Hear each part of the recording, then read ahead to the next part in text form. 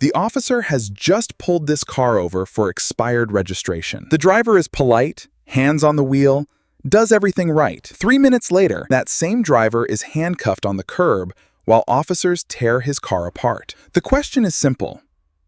Was any of this legal? By the end of this video, you're going to understand exactly when a traffic stop for something as minor as expired tags can legally turn into a full vehicle search and more importantly, when it cannot. Because here's the truth that most drivers don't know. That expired registration sticker gave the officer the right to stop you. It did not give him the right to search you. And the moment he starts asking questions that have nothing to do with your registration, you have crossed into dangerous territory. Let's rewind the tape. It's a Tuesday afternoon. Our driver, let's call him Marcus, is heading home from work. His registration expired 3 weeks ago. He knows it all. He's been meaning to handle it. Life got in the way. He sees the flashing lights in his rear view and pulls over immediately. Hands on the wheel. Polite.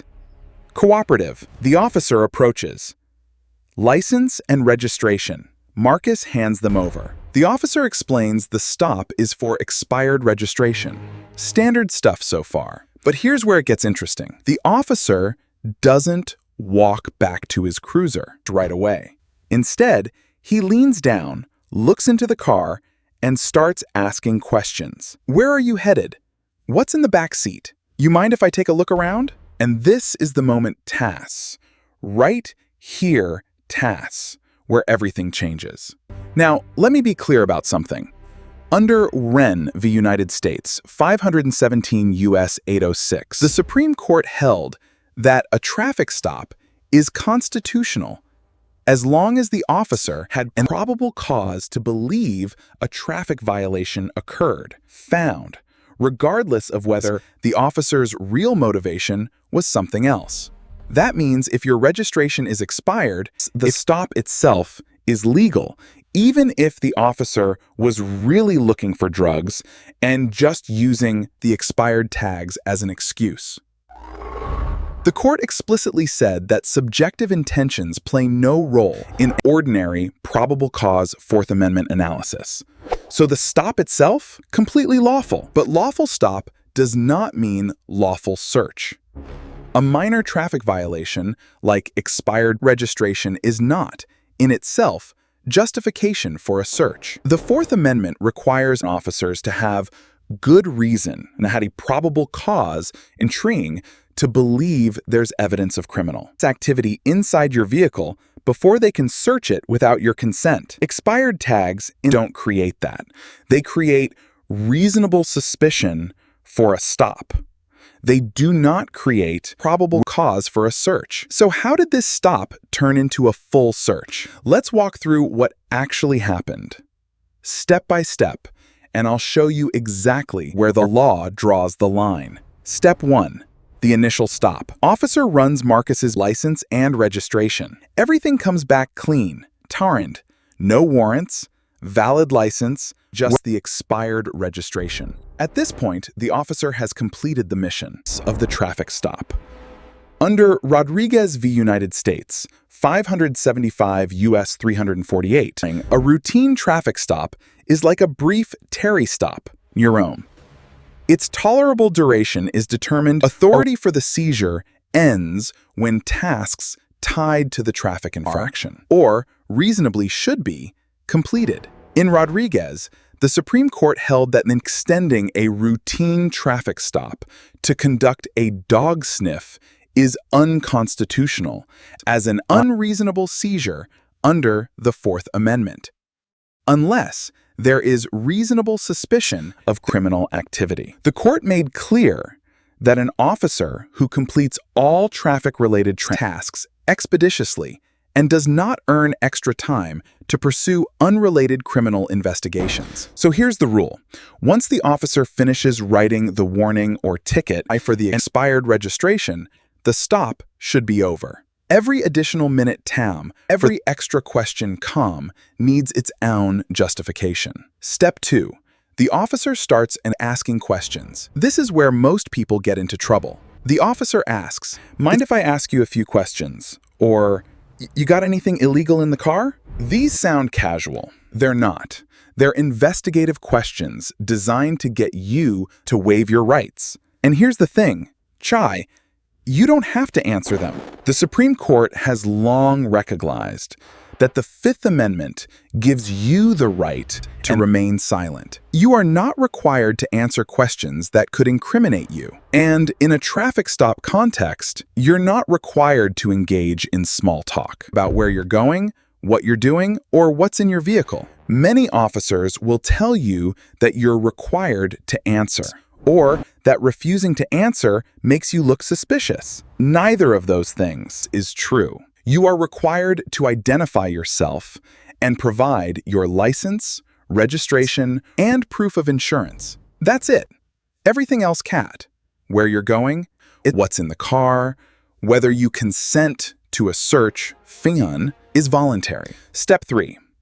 The officer asks for consent to search. This is the moment that you decides everything. In Marcus's case, the officer asked, "You mind if I take a look around the car?" Around the car? Marcus, nervous and wanting to be cooperative, said, "Sure, go ahead." And that one word half, "sure," of the "dow," gave the officer legal authority to search the entire vehicle. Here's the hard truth.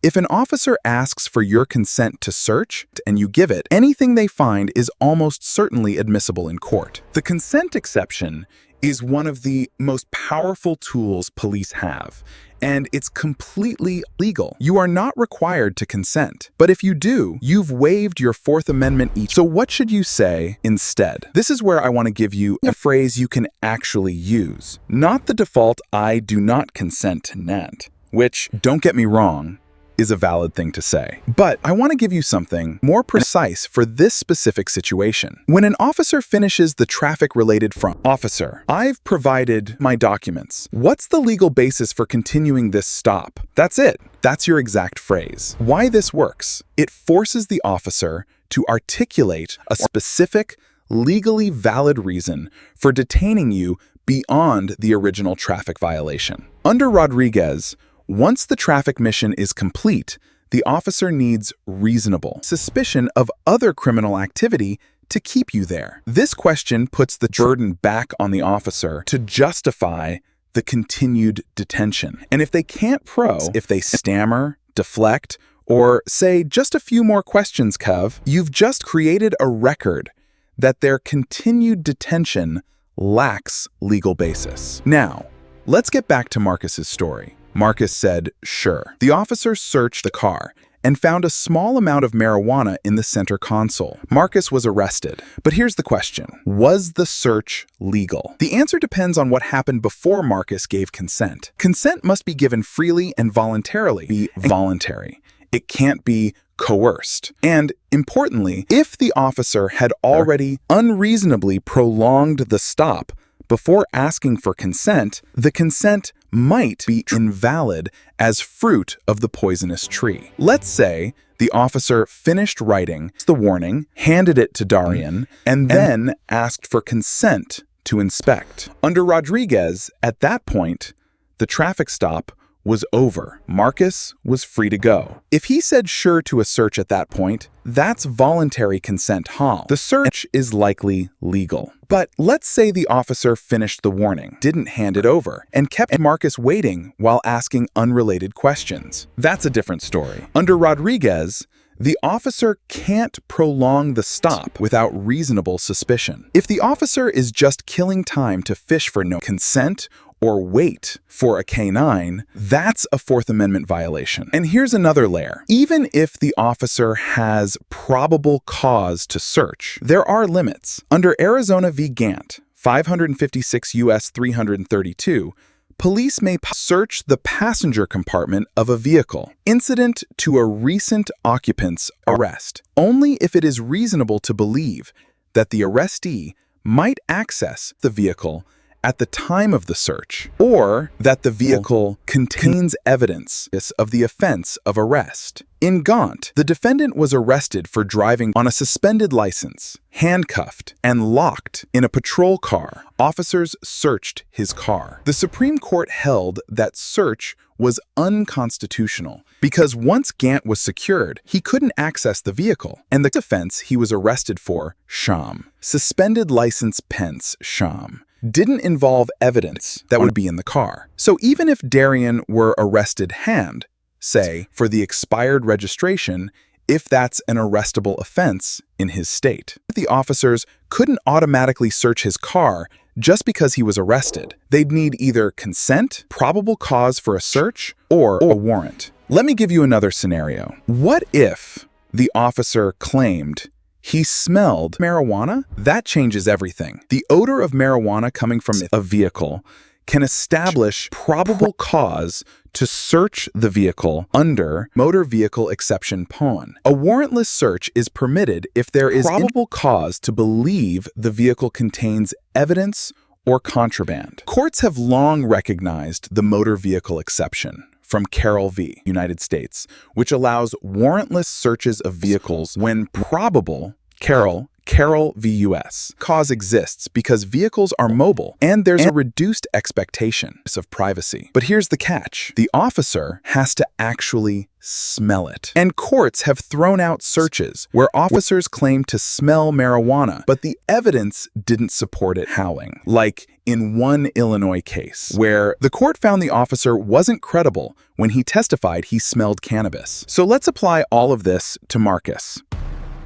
The officer stopped him for expired registration plot, lawful under Warren. The officer completed the traffic-related tasks found, checked his license, ran his registration, wrote a warning. At that point, the stop should have been over. If the officer then asked for consent and Marcus gave it, the search is likely legal. If the officer prolonged the stop without reasonable suspicion to ask unrelated questions or wait for a dog, the search is likely illegal. If the officer claimed to smell marijuana, that could justify a search penum, but courts will scrutinize that claim. What's the practical takeaway for you? First, understand that a traffic stop is a seizure under the Fourth Amendment. You are detained, but that detention has limits. Second, you are not required to answer questions. Beyond providing your license, registration, and insurance, you are not required to consent to a search. Third, if an officer asks for consent, "Officer, I've provided my identification as requested. I'm choosing to exercise my right to remain silent at this time." What's the legal basis for continuing this stop? How? It asserts your rights without being confrontational, and it forces the officer to articulate a legal justification for keeping you there. Drags out a stop beyond the traffic mission. If the officer finishes the ticket and then keeps you waiting, that's potentially a constitutional violation. Fifth, if you're arrested, know that Gant limits vehicle searches incident to once you're handcuffed and secured, officers generally can't search your car unless they have independent probable cause or consent. Now, here's the part that surprises most people. Even if the officer conducts an illegal search, the evidence might still be used against you if you don't challenge it properly. That's why what you say, pat pam, and what you don't say pam matters so much. If you consent, you've waived your rights. If you remain silent and the officer searches anyway, your lawyer can later argue the search was illegal and move to suppress the evidence. So what happened to Marcus? In our composite scenario, Marcus consented to the search. The marijuana was found. He was charged. But here's the question his lawyer asked. Was the consent truly voluntary, or was it given during an unlawfully prolonged detention? That's the fight. And that's exactly the kind of fight that plays out in courtrooms every single day. The Fourth Amendment is supposed to protect you from unreasonable searches and seizures. But that protection only works if you know how to assert it. The officer isn't going to tell you your rights, Kundo. That's your job. The officer's job is to investigate. Your job is to protect yourself while remaining calm and respectful. So here's my challenge to you. The next time you're driving, think about what you would do if those lights appeared behind you. Would you know what to say? Would you know when the stop should be over? Would you know how to protect your rights without escalating the situation? Because the difference between a warning and an arrest, the suffichons, between a clean record and a criminal charge, trons, often comes down to a single sentence. And next time, we're going to talk about what happens when that knock on your door isn't a neighbor posho. It's a what do you do when officers show up at your home with a piece of paper and a badge? Because the rules are very different when they're standing on your front porch. Stay tuned.